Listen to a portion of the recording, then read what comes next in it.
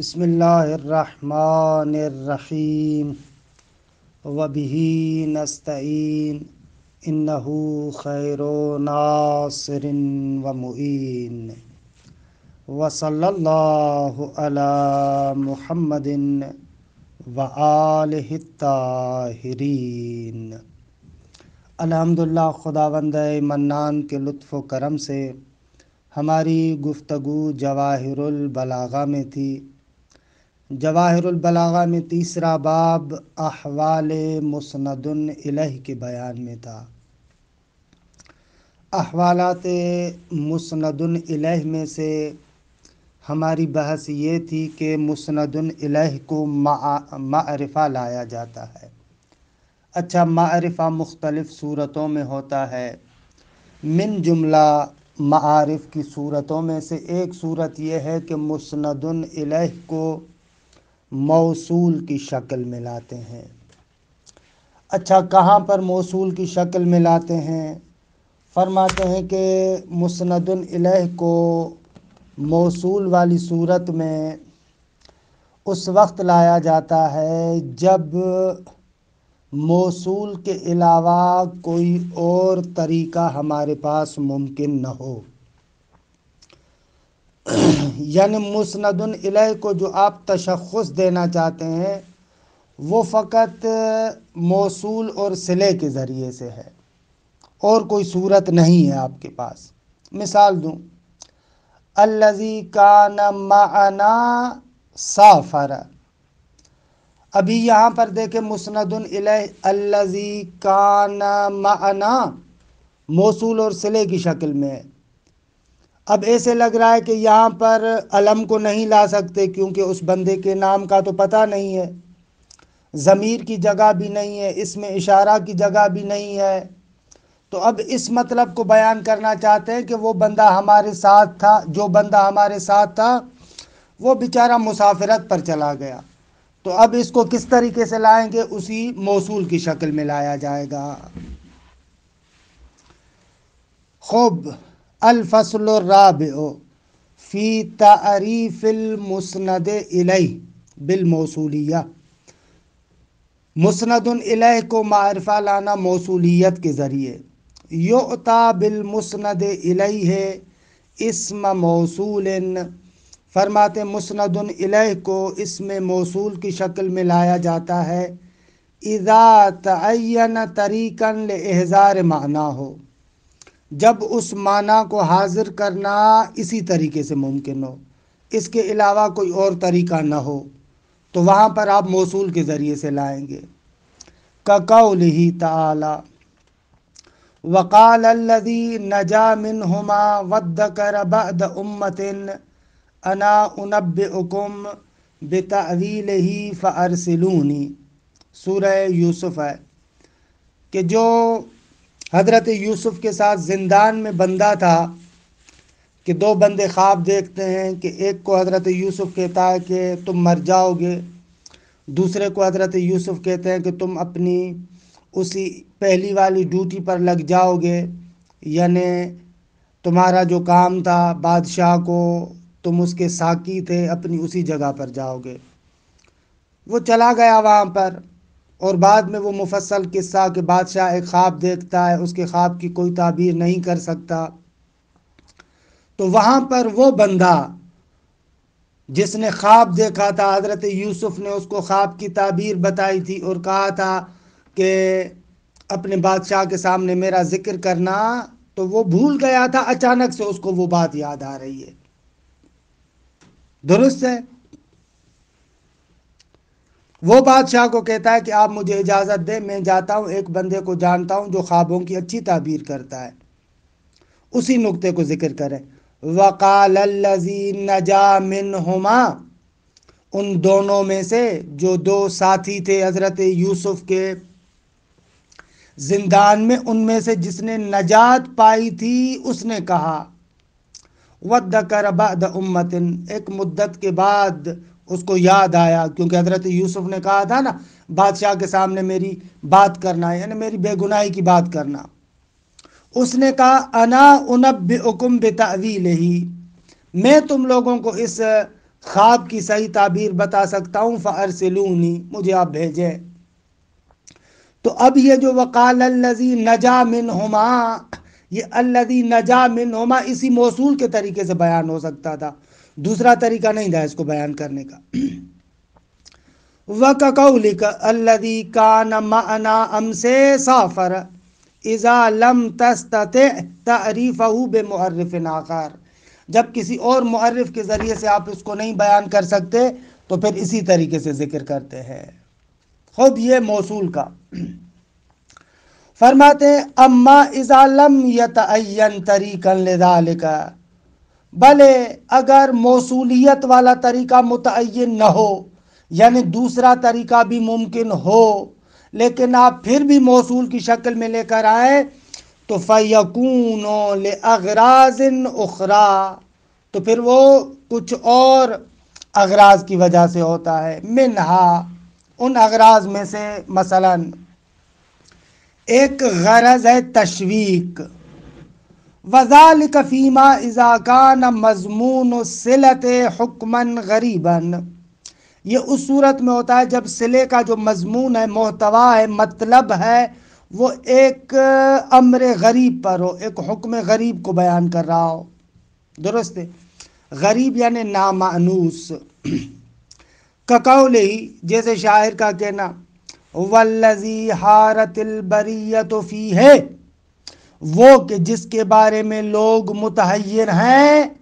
اب دیکھیں لوگ منتظر رہیں گے، بھائی آخرکار جانے تو صحیح وہ ہے کیا چیز کہ جس کے بارے میں لوگ متحیر ہیں۔ والذی حارت البریۃ فیہ، وہ کیا ہے؟ حیوان مستحدث من جمادی، یہ وہ حیوان ہے کہ جو جماد سے بنا ہے۔ کہ بہرحال اس حیوان سے کیا مراد ہے؟ دسوقی تقریباً اس کے بارے میں 5 اقوال کو نقل کرتا ہے، مختصر پر حاشیہ دیکھیں۔ اب مقصود یہی ہے کہ دیکھیے انسب جو قول ہے وہ یہی کہ وہ انسان ہے جو قیامت میں اٹھایا جائے گا۔ 2 التنبیہ علی خطأ المخاطب، خوب ایک اور غرض کہ جس کی بنا پر موصول کو لاتے ہیں، مخاطب کو اپنی خطا کی طرف متوجہ کرنا۔ کقولہ تعالی ان الذین تدعون من دون اللہ عباد امثالکم، خدا کے علاوہ جن کو تم پکار رہے ہو وہ خدا نہیں ہے بلکہ تمہاری طرح بندے ہیں۔ خوب ان کو خطا کی طرح متوجہ کرنے کے لیے۔ وَكَقَوْلِ شاعر، جیسے شاعر کا یہ قول ہے، ان الذین ترونہم اخوانکم، بتحقیق وہ لوگ کہ جن کو تم اپنا بھائی سمجھتے ہو، یشفی غلیل صدورہم ان تسرعوا یشفی کا فاعل ہے۔ غلیل صدورہم یعنی ان کے دل کا جو کینہ ہے، ان کے دل کے کینے کو ٹھنڈا کرتا ہے کیا؟ ان تسرعوا یعنی تم لوگ زمین گیر ہو جاؤ، زمین پر گر جاؤ یعنی مر جاؤ۔ جن کو تم لوگ اپنا بھائی سمجھتے ہو ان کے دل کی ٹھنڈک یہ ہے کہ تم لوگ مرو، یہ ہے تمہارے بھائی۔ اے من تعتقدونہم اخوتکم، جن کو تم اپنا بھائی سمجھتے ہو، یحبون دمارکم، وہ تمہاری ہلاکت کو چاہتے ہیں۔ فَأَنْتُمْ مُخْطِئُونَ فِي هَذَا الْاعْتِقَادِ، یہ جو سمجھ رہے ہو تمہارے بھائی ہیں، اپنے اس عقیدے میں تم لوگ خطا کر رہے ہو۔ وَلَا يُفْهَمُ هَذَا الْمَعْنَى لَوْ قِيلَ إِنَّ قَوْمَكَ ذَا يَشْفِي، اگر اس طریقے سے کہا جاتا تو یہ مطلب نہیں پہنچ پاتا۔ التنبیہ علی خطأ غیر المخاطب، خوب غیر مخاطب کی خطا پر۔ کقول عروۃ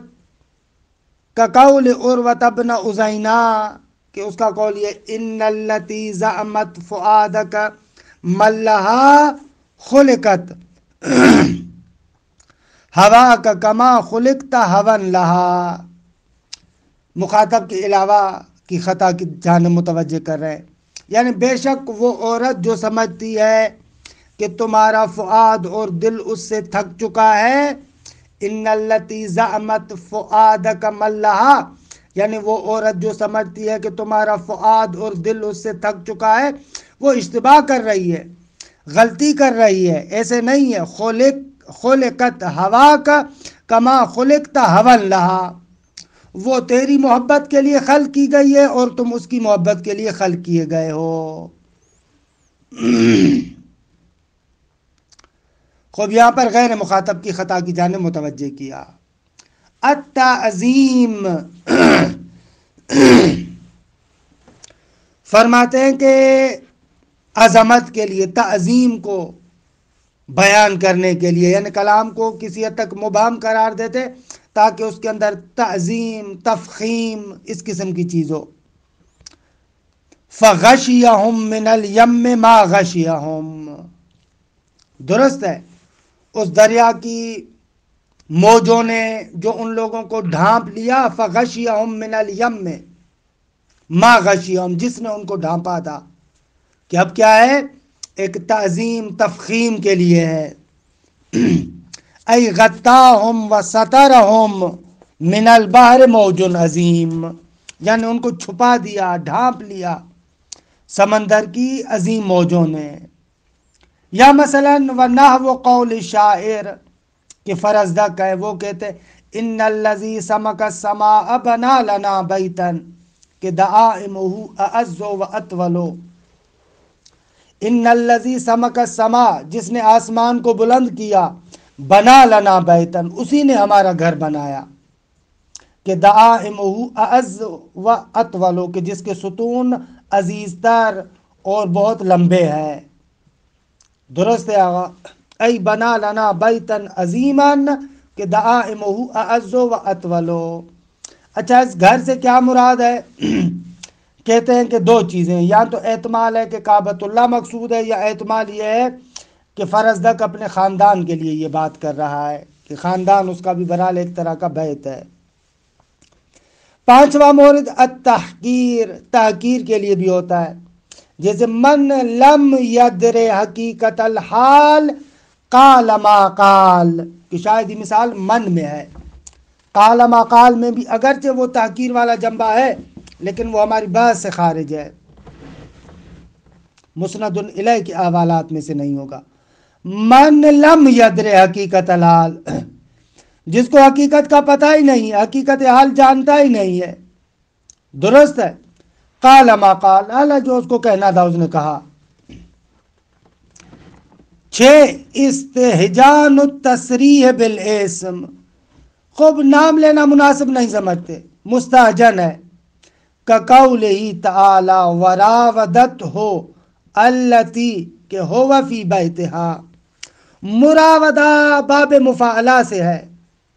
اس کا معنی ہے یعنی آنا جانا، جاء و ذہب.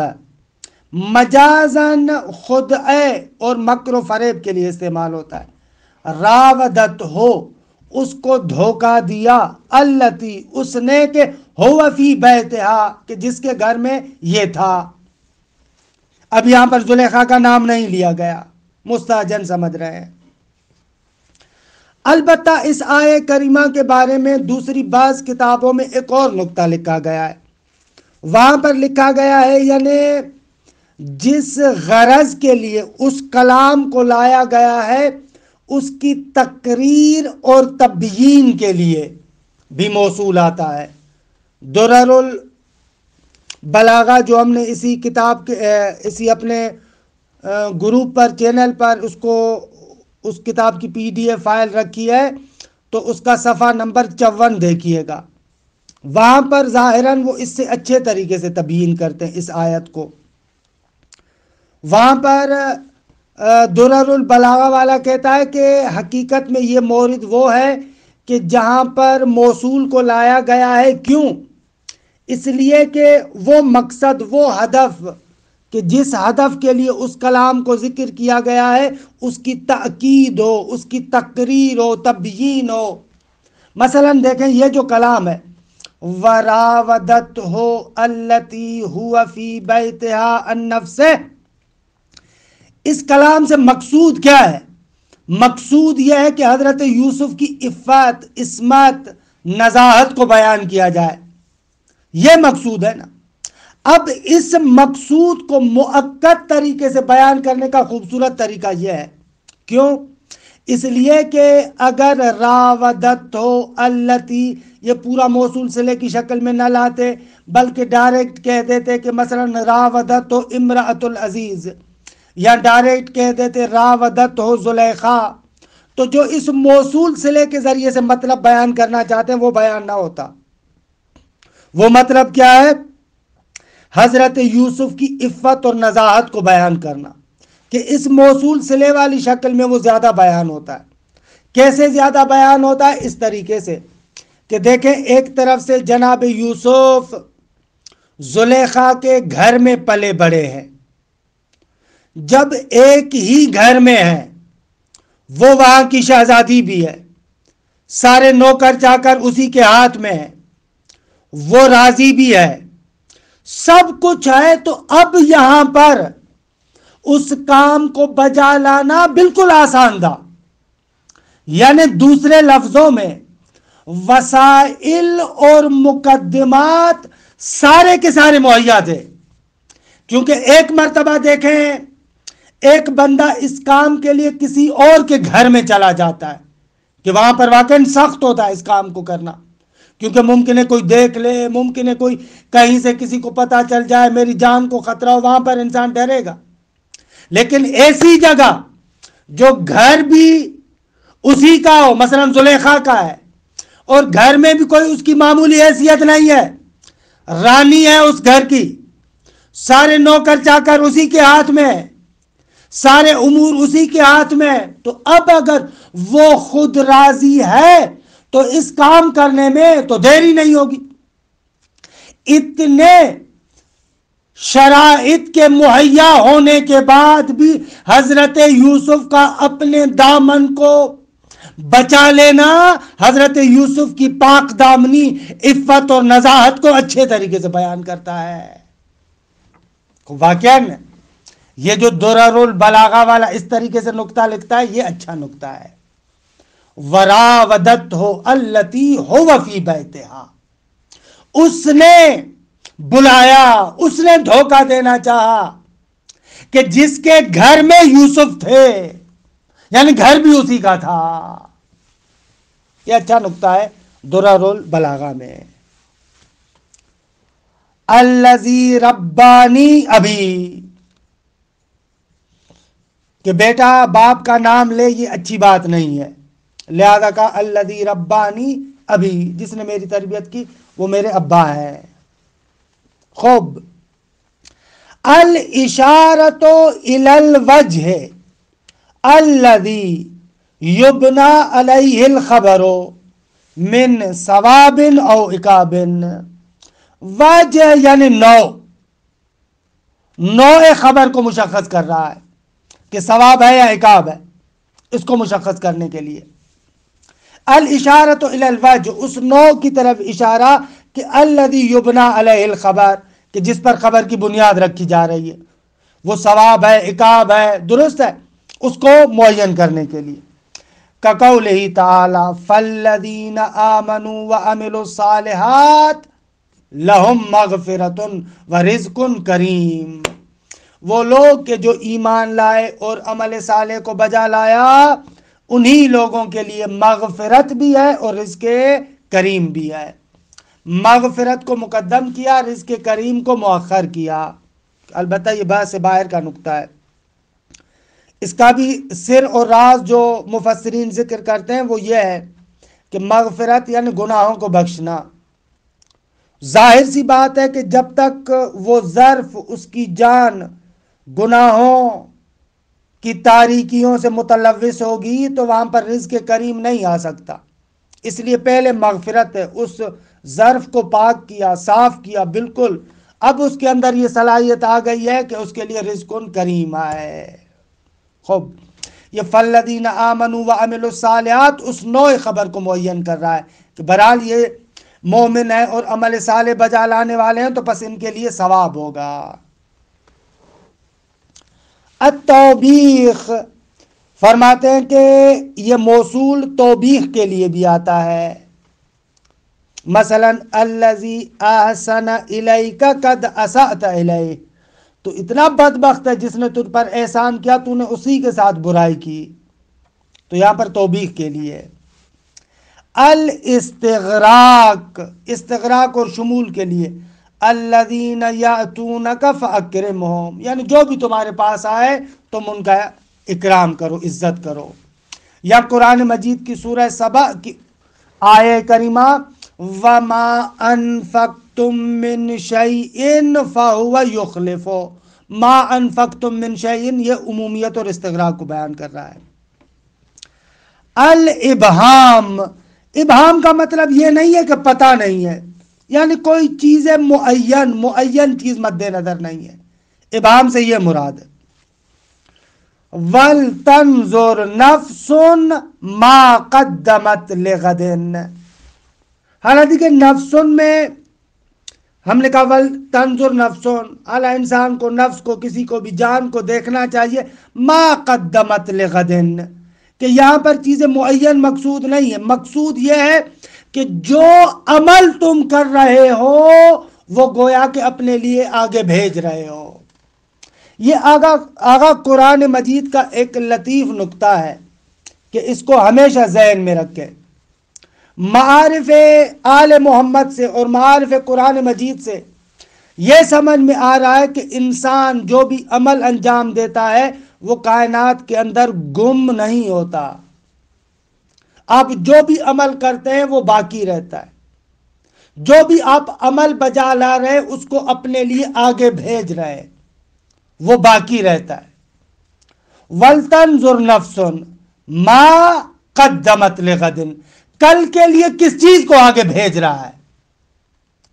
تم آج جو بھی عمل کر رہے ہو وہ اپنے لیے آگے بھیج رہے ہو، وہ تمہیں کل ملنا ہے. قیامت کے دن ایسے جداگانہ جنت کا باغ اور جداگانہ جہنم کا گڑھا بنا ہوا نہیں ہے. یہ تمہارے عمل ہیں جو انسان کے لیے جنت کے باغات بناتے ہیں یا جہنم کا گڑھا بناتے ہیں. عزیز من، روز جزا اور سزا وہاں پر اعتباری روابط نہیں ہے جیسے اس دنیا کے اندر ہوتا ہے کہ ایک انسان جرم کرے تو پھر اس کو جرم کی سزا دی جاتی ہے جداگانہ طریقے سے، اعتباری رابطہ ہوتا ہے. لیکن قیامت میں انسان کے اعمال اور عقیدے کا جزا اور سزا کے ساتھ جو تعلق ہے وہ یہ تعلق اعتباری نہیں ہے، قراردادی نہیں ہے، یہ تعلق تکوینی ہے. یہی تمہارا عقیدہ، یہی تمہارا عمل جنت ساز بھی ہے اور جہنم ساز بھی ہے.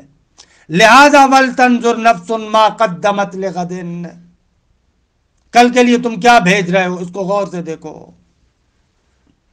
خوب، یہ ابہام کا معنی. وَعَلَمْ أَنَّ التَّعْرِيفَ بِالْمَوْصُولِيَّةِ مَبْحَثٌ دَقِيقُ الْمَسْلَكِ، آغا موصول کے ساتھ جو تعریف ہوتی ہے کہتے ہیں کہ اس کے جو مباحث ہیں بہت ہی دقیق ہے، بہت ہی دقیق المسلک ہے. یوقفک علی دقائق من البلاغہ، اور یہ واقعاً مباحث آپ کو بلاغت کے دقیق نکات کی طرف متوجہ کرتے ہیں. اگر آپ نے غور کیا ہو جو ہم نے راودتہ التی ہوا فی بیتہا کے اندر نقطہ بیان کیا، آپ کو باقاعدہ مزہ آیا ہوگا. یا مثلا فغشیہم من الیم ما غشیہم فاوحا الی عبدہ ما اوحا. خوب، یہ کیا ہو رہا ہے؟ یہ ابہام اس تعظیم، عظمت، تفخیم کو بیان کر رہا ہے. اذا انت نظرت الیہ بثاقب فکرک، اپنے تیز تفکر کے ساتھ اگر اس کی طرف دیکھو. فاسرار ولطائف التعریف بالموصولیہ لا يمکن ضبطها، اگر تعریف بالموصولیت کے جو لطائف ہیں، اسرار ہیں، ان کو واقعا چند چیزوں میں ہم منحصر کر دیں نہ، ایسے نہیں ہوتا. وَاعْتَبِرْ فِي كُلِّ مَقَامٍ مَا تَرَاهُ مُنَاسِبًا حَسْبَ ذَوْقِكَ السَّلِيمِ وَالسِّيَاقِ، ہر مقام پر دیکھو ذوق سلیم کے اعتبار سے کیا مناسب ہے، سیاق کے لحاظ سے کیا مناسب ہے، اس کے اعتبار سے آپ کو بات کو آگے بڑھانا چاہیے اور اس نقطے کو سمجھنا چاہیے۔ خوب، یہ ہو گیا تعریف بالموصولیہ۔